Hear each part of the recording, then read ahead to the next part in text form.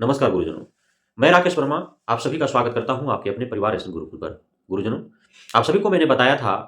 बिहार के जितने भी संघ संगठन हैं शिक्षकों का, वे सभी 4 फरवरी 2024 दिन रविवार को पूरे दिन एक साथ एक बैनर तले एक मंच पर आकर के एकता और अखंडता के साथ उन्होंने बैठक में निर्णय लिया कि क्षमता परीक्षा का पूर्णतः बहिष्कार करना है और उन्होंने सभी नियोजित शिक्षकों से आह्वान किया कि कोई भी आवेदन नहीं करेगा। साथ ही अपनी मांगों को मनवाने के लिए बिहार शिक्षक एकता मंच के बैनर तले रूपरेखा तैयार की गई और आगे का कार्यवाही आरंभ कर दिया गया। गुरुजनों, आज दिनांक 5 फरवरी 2024 को आप सभी के द्वारा जिला के जिस जिला में आप कार्यरत हैं, जिस विद्यालय में हैं, वहां का जो प्रखंड मुख्यालय है, वहां पे वह प्रति जलाया जाना था, जिस प्रति में माननीय एसीएस के पाठक की अध्यक्षता में यह निर्णय लिया गया था कि जो भी नियोजित शिक्षक परीक्षा नहीं देते हैं या तीनों अटेम्प्ट में परीक्षा नहीं पास कर पाते हैं, तो उन्हें नौकरी से निकाल दी जाएगी। उस प्रति को आज शाम विद्यालय का समय काल समाप्त होने के उपरांत सभी को इकट्ठा होकर के प्रखंड मुख्यालय पर जाकर के और प्रतियां जलानी थी। उसके बाद मुख्य जो कार्यक्रम है वह है 13 फरवरी 2024 के दिन विधानसभा का घेराव करना, जब बजट सत्र आरंभ हो जाएंगे, चल रहे होंगे। अब मैंने आपको बताया था कि हो सकता है कि यह जो पंगा है वो भी एसीएस के पाठक रहते हुए शिक्षक संघ संगठनों और नियोजित शिक्षकों का उनसे पंगा लेना या उन पे भारी पड़ सकता है और अब भारी पड़ते हुए दिख भी रहा है। एसीएस के पाठक ने सख्त निर्देश जारी कर दिया है। एक नहीं बल्कि दो पत्र अलग अलग जारी किए हैं। एक पत्र जारी किया गया है जो 5 फरवरी अर्थात आज ही के दिन जो नियोजित शिक्षकों के द्वारा प्रखंड मुख्यालय पर जो प्रति जो एसीएस के पाठक की अध्यक्षता में लिए गए निर्णय को उसमें दर्शाया गया हो और उस प्रति को जला देना, एसीएस के पाठक के ऊपर जो है उनका गुस्सा 7वें आसमान पर आ गया और अब जो है वे सख्त कार्रवाई करते हुए और सभी जिला कार्यक्रम पदाधिकारी, जिला शिक्षा पदाधिकारी, प्रखंड शिक्षा पदाधिकारी को उन्होंने निर्देशित किया है कि वे सभी नियोजित शिक्षक शिक्षिकाएं जिनका प्रति जलाते हुए फोटो या वीडियो वायरल होता है, कहीं पे भी आपको दिखता है, पाया जाता है, तो आप यथाशीघ्र आप उसे अधो हस्ताक्षरी को आप फॉरवर्ड करें, उस पर विधि सम्मत कार्रवाई होगी। साथ ही अब 13 फरवरी 2024 को विधानसभा का घेराव करना है। अब उसे लेकर के साथ ही आप सभी को मैंने बताया था कि जिला मुख्यालय पर भी मशाल जुलूस निकाले जाने हैं। 10 फरवरी 2024 को मशाल जुलूस है। 11 फरवरी 2024 को जो है समीक्षात्मक बैठक पटना में होगी और उसके बाद 13 फरवरी 2024 को जो है विधानसभा का घेराव होगा। और आप देख पा रहे हैं कि विद्यालय खुले हैं और विद्यालय खुले रहने के बावजूद ये सारे कार्यक्रम होंगे, अर्थात विद्यालय छोड़ करके और शिक्षक शिक्षिकाएं जाएंगे इन कार्यक्रमों में। तो यह जो है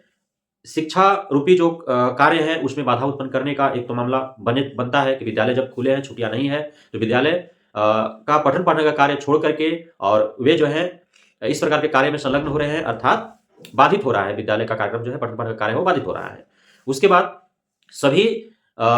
जिला अधिकारी पदाधिकारी जो हैं उन सभी को निर्देशित किया गया शिक्षा विभाग के द्वारा कि यदि कोई भी जिला मुख्यालय में किसी भी प्रकार के कोई इस प्रकार का कार्यक्रम करता है, जनसभा का आयोजन करता है, मशाल जुलूस निकालता है, तो उसे आईपीसी की धारा 141 के तहत अनलॉफुल असेंबली अर्थात गैर कानूनी असंवैधानिक सभा घोषित कर, अर्थात गैर कानूनी सभा मानते हुए और उन पे आईपीसी की धारा 186 187 के तहत जो है उन पे कार्रवाई की जाए, साथ ही अन्य विधि सम्मत धाराएं उन पर थोप दी जाए और कार्रवाई की जाए। स्वतंत्र है सभी, अर्थात किसी प्रकार के कोई जनसभा का आयोजन नहीं हो रहा है, कोई मशाल जुलूस नहीं निकालेगा, ऐसा सख्त जो है कार्रवाई करने का शिक्षा विभाग के द्वारा दिशा निर्देश जारी कर दिए गए हैं सभी जिला अधिकारी पदाधिकारी, जिला प्रशासन को। उसके बाद विधानसभा का घेराव करने का बात है, तो जो विधानसभा का घेराव करेगा, चूंकि उस दिन विद्यालय खुले हैं और विद्यालय में पठन पाठन का कार्य छोड़ करके पटना जा करके और विधानसभा का घेराव करना, तो यह भी असंवैधानिक और गैर कानूनी ठहराते हुए और इस पर विधि सम्मत कार्रवाई करने का सख्त चेतावनी शिक्षा विभाग के द्वारा सभी नियोजित शिक्षकों, शिक्षक संघ संगठनों को दे दिया गया है। अब सवाल उत्पन्न होता है कि जब इधर से शिक्षक संघ और संगठन और सभी 3.5 लाख नियोजित शिक्षक एक सूत्र में बंध चुके हैं, एक बैनर तले एक मंच पर वे अब आकर के अपनी आवाजें बुलंद कर रहे हैं, तय कार्यक्रम के अनुसार वो सारे कार्यक्रम करना चाह रहे हैं और शिक्षा विभाग बिहार सरकार पर वो दबाव बना रहे हैं कि उनका जो मुख्य मांगे हैं कि सीबीटी के जगह पर पेन पेपर टेस्ट हो, सिलेबस बीपीएससी टीआरई के लेवल का न होकर के सामान्य सिलेबस और विस्तृत सिलेबस उन्हें दिया जाए, तैयारी का उनको भरपूर मौका दिया जाए, जब सक्षमता परीक्षा लेना है तो उस बीच कोई अन्य शिक्षकेतर कार्यों में उन्हें संलग्न न किया जाए, साथ ही जो पैटर्न है उसे क्लियरिटी हो पैटर्न में, क्योंकि लैंग्वेज से प्रश्न पूछे जाएंगे अथवा नहीं, कोई क्लियरिटी नहीं है। कहां से क्या प्रश्न पूछे जाएंगे, कितने कठिन होंगे, कोई तय नहीं है। उसके बाद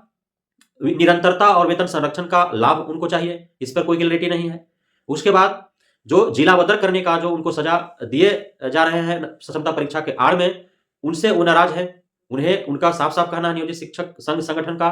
नियोजित शिक्षकों का, नेतृत्वकर्ताओं का, कि क्षमता परीक्षा वो देंगे, लेकिन पेन पेपर मोड में देंगे। सिलेबस जो है वो बीपीएससी टीआरई के तर्ज पर नहीं होना चाहिए। पैटर्न और सिलेबस जो है विस्तृत हो और बताया जाए कि कहां से क्या प्रश्न होंगे। साथ ही जब परीक्षा वो देंगे तो मार्क्स के आधार पर जो है जिला न उनको दिया जाए, नहीं मार्क्स के आधार पर वरीयता तय किया जाए। जो जिला में जो है ऐच्छिक स्थानांतरण का उनको लाभ मिले, इच्छा है तो वो अपने दूसरा जिला बदल सकते हैं, अन्यथा जो जिला में उसी जिला में विद्यालय बदल दिया जाए, प्रखंड बदल दिया जाए, ये उनका मांग है। उसके बाद जो सबसे प्रमुख मांग है, जो एसएस के पाठक की अध्यक्षता में जो निर्णय लिया गया है, 5 सदस्यीय कमेटी ने जो निर्णय लिया है कि वैसे नियोजित शिक्षक जो परीक्षा में सम्मिलित नहीं होंगे या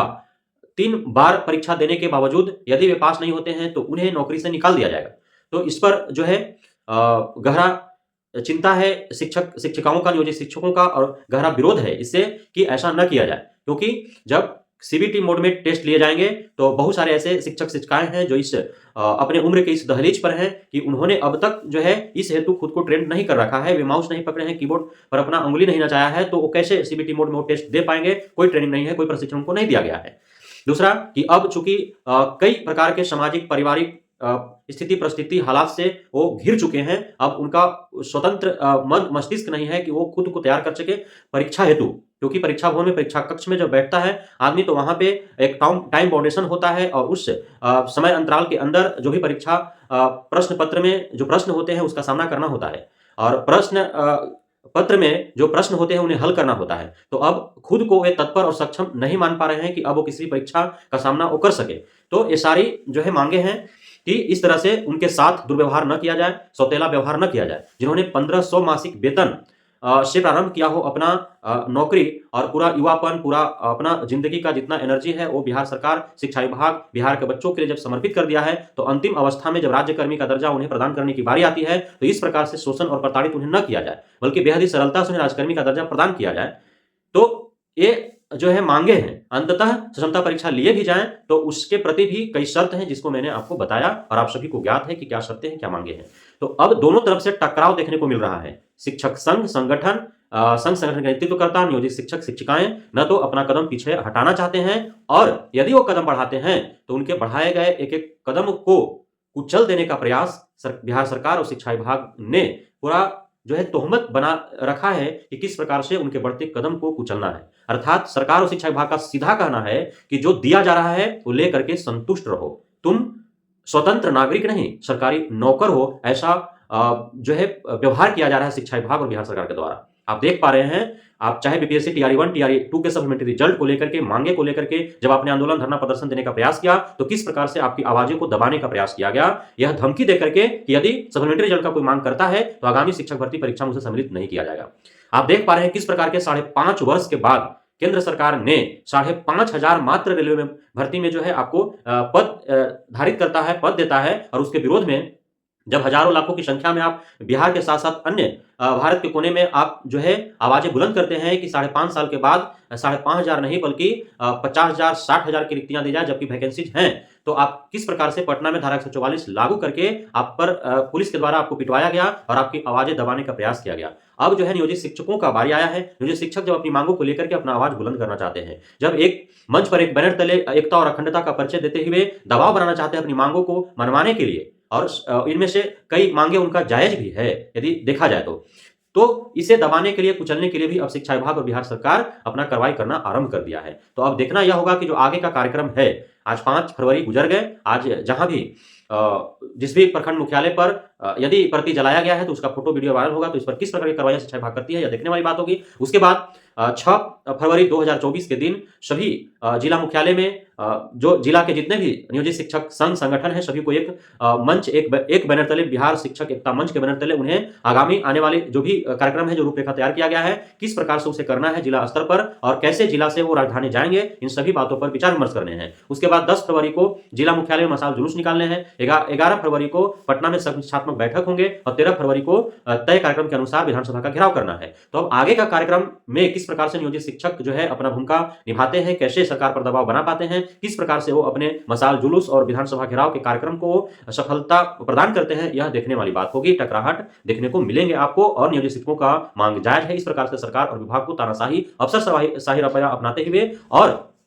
उनके अभिव्यक्ति की आजादी को छीनना नहीं चाहिए। उनके द्वारा जो मांगे की जा रही हैं, जो धरना प्रदर्शन आंदोलन संवैधानिक दायरे में रह करके कानूनी तरीके से शांतिपूर्वक जो उन्होंने रखने का प्रयास कर रहा है, उनकी मांगों पर अमल करते हुए जैसा कि माननीय उप मुख्यमंत्री सम्राट चौधरी ने भी आश्वासन दिया था कि नेतृत्वकर्ताओं से बात किया जाएगा इन सभी मुद्दों पर और हल निकालने का प्रयास किया जाएगा। लेकिन शिक्षा विभाग बिहार सरकार के दिशा निर्देश के आधार पर वह अलग ही कार्रवाई करने के लिए उतारू है। तो अब देखना यह होगा कि क्या कुछ होता है। जो भी होगा, जो भी अपडेट आएंगे आपके समक्ष हम लेकर के उपस्थित होंगे। लेकिन नियोजित शिक्षक जो है अपने जो भी उनका तय कार्यक्रम है उसके अनुसार वो कार्य करें। यदि दबाव नहीं बनाएंगे तो सरकार झुकेंगी नहीं। और अब तक की जो आपका मेहनत है, प्रयास है कि आपने शिक्षा विभाग बिहार सरकार को यहाँ तक आप लाने में सफलता हासिल की है कि कम से कम राज्यकर्मी का दर्जा देने को लेकर के वह भी आशंकित है और